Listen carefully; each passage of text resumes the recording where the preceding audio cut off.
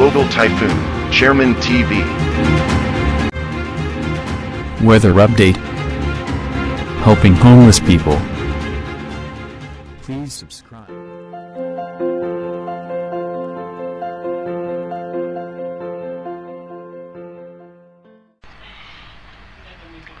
Magandang umaga po. Ito po ang latest update natin ngayong araw, June 14, 2024.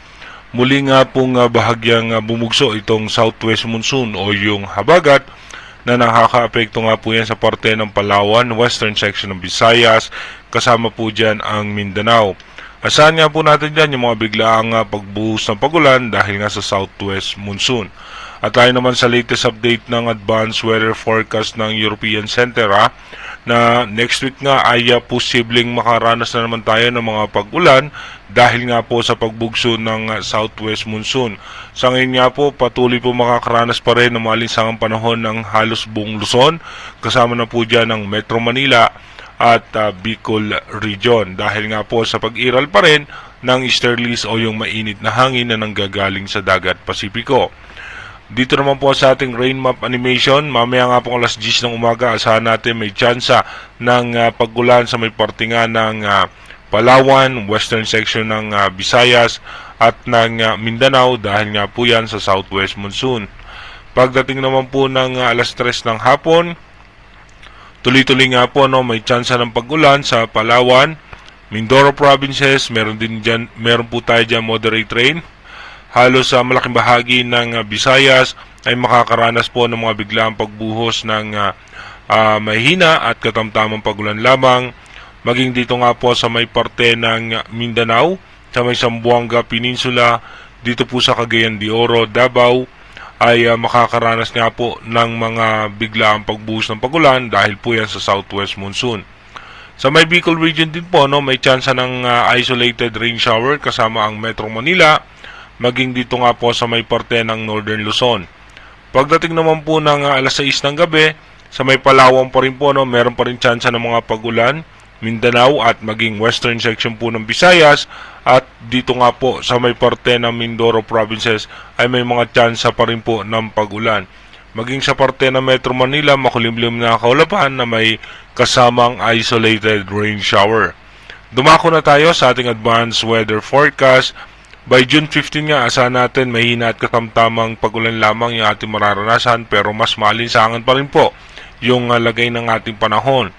Pagdating naman po ng June 16, sa may parte po ng Mindanao ay mayroong mga tsansa ng pagulan.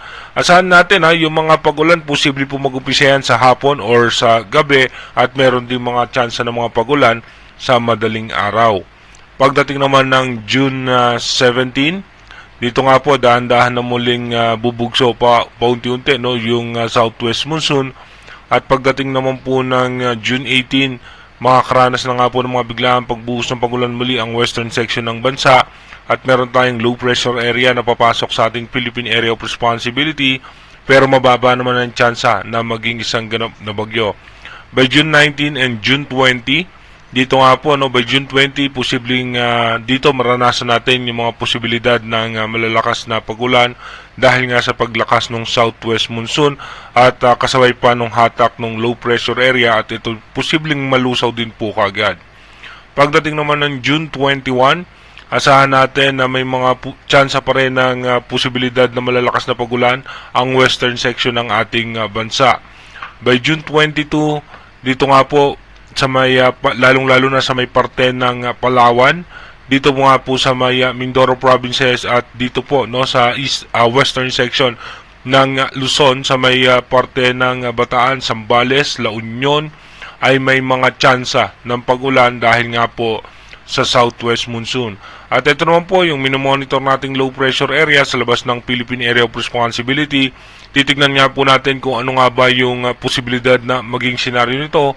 Ito po ba'y posibleng maging bagyo or posibleng malusaw din kagad.